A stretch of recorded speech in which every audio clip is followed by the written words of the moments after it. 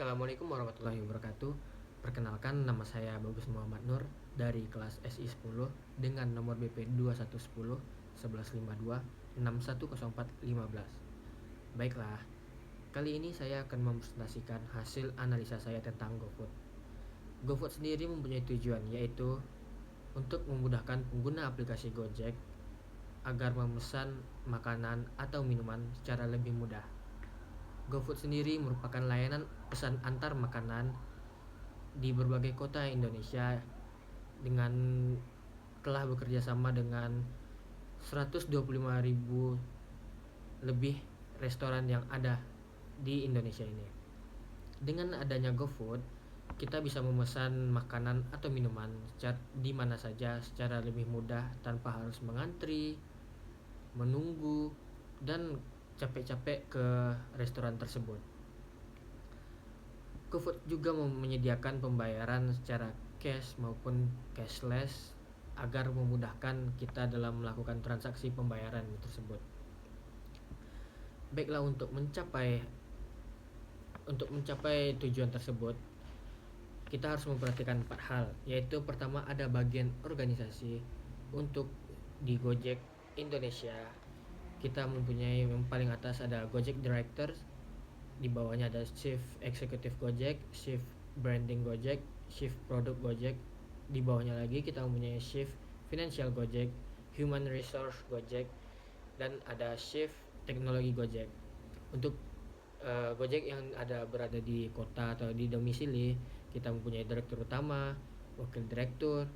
Di bawahnya ada manajer bidang IT, manajer atau CEO karyawan pemasaran, manajer keuangan, dan manajer tukang ojek. Di bawah manajer bidang IT, dia mempunyai karyawan di bidang IT yang merupakan di bidang programming dan web. Untuk karyawan front office ada customer service, administrasi dan pemasaran. Dan ada karyawan akuntansi dan juga karyawan tukang ojek atau bisa disebut dengan drivernya tersebut. Baiklah, kedua ada proses bisnis.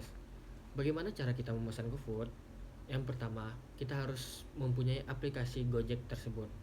Dan yang kedua, setelah kita mempunyai aplikasi Gojek tersebut, kita membuka GoFood di aplikasi Gojek tersebut. Dan pilihlah makanan atau minuman yang kita ingin, lalu masukkan alamat kita supaya driver bisa langsung mengantar makanan itu ke tempat kita, dan driver siap mengantar makanan ke alamat kamu sendiri dan makanan tersebut akan sampai.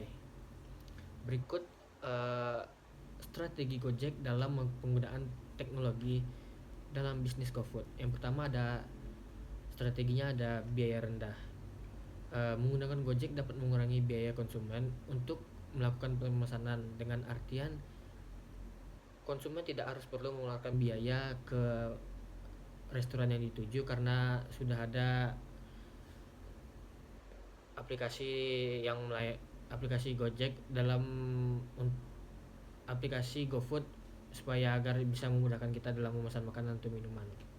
Dan kedua ada diferensiasi, bagaimana untuk meningkatkan pelayanan dalam usaha jasa mengantar. Yang ketiga ada inovatif. Gojek sendiri menciptakan produk layanan jasa delivery order dengan memanfaatkan teknologi informasi dalam penggunaannya.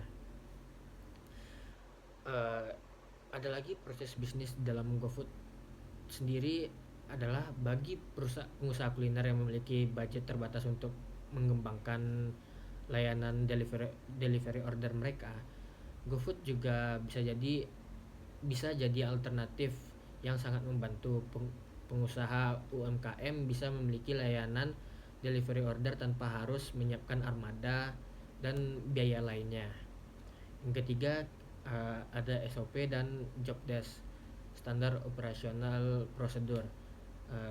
Baiklah, SOP yang harus kita mempunyai SOP dalam driver GoFood sendiri, yang bagaimana ada pertama harus mempunyai HP dan akun Gojek sendiri. Kedua, memiliki kendaraan. Ketiga, kita harus mempunyai STNK, SIM, dan KTP. Yang keempat, pastikan kita memiliki helm dan ada jaket Gojek sendiri. Uh, Baiklah, selanjutnya ada job desk.